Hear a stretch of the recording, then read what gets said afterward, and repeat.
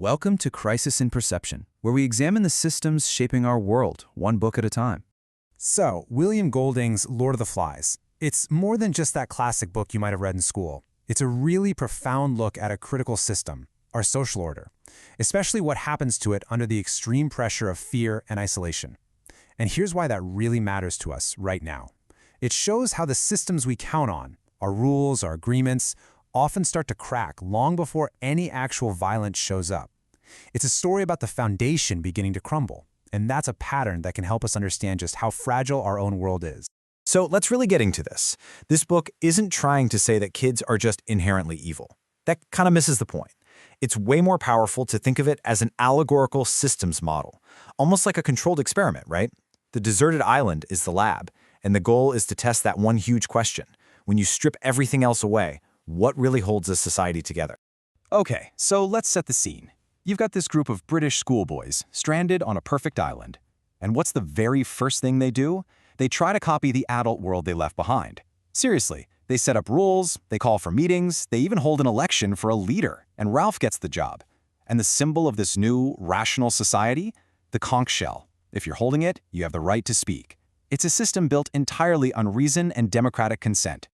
But then, a new ingredient gets tossed into this fragile system: fear.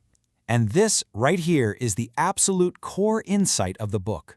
Fear isn't just an emotion. It's a force that can completely rearrange a social system way faster and way more powerfully than reason ever could. It doesn't just break the old system. It actually builds a brand new one with its own logic, its own symbols, and its own leader. And this is where it gets really interesting, because you can see the two competing systems laid out, plain as day. On one side, you have the order by reason, championed by Ralph and the conch. It's all about debate, rules, and long-term goals like, getting rescued. But on the other side, that's the order by fear, led by Jack. And it's built on total obedience to the chief, the instant gratification of the hunt, and this incredibly powerful, unifying idea of the tribe. So how does it all fall apart? Well, let's break down the mechanics of this collapse. It's not like a light switch gets flipped. Instead, Golding shows it as this vicious feedback loop, a series of connected steps that cause that system of reason to just disintegrate, piece by painful piece. First things first, the symbols of that old system start to decay. The conch shell, which we said was the foundation of their democracy, represented the right to speak, to be heard. It was the physical object that held up the whole idea of orderly debate. But as fear begins to creep in, Jack just openly rejects it. And you've got to understand, he's not just dissing a seashell here. He's attacking the entire system of agreement and debate it stands for. When he says, "We know who ought to say things," he's basically swapping democracy for authoritarianism. And that's the first major crack in the foundation. So what comes next? Well, to justify this new order of fear, you need an enemy. This is where that feedback loop really kicks into high gear. And it all starts so small, with a vague nightmare from one of the littlest boys. He talks about a snake thing. At first, it's just a child's bad dream, easy for the older boys to dismiss. But that little seed of fear, it doesn't go away. It grows. It escalates. Soon, the rumor gets a form, a location. It's not just a snake thing anymore. Now, it's a beast from water. Suddenly, the threat feels tangible, external, something that has to be dealt with. The fear now has a face. And this leads to the book's most crucial point. The beast, the Lord of the Flies, finally reveals itself not as some monster in the jungle, but as something inside them. It literally says, "I'm part of you." It's a projection of the darkness within the boys themselves, giving them the perfect justification for their own growing savagery. Now that they have this shared enemy, they can build a whole new tribal identity through ritual. The pig hunt becomes a dress rehearsal for hunting the beast. This chant, it replaces debate. It forges this powerful emotional bond that completely bypasses reason.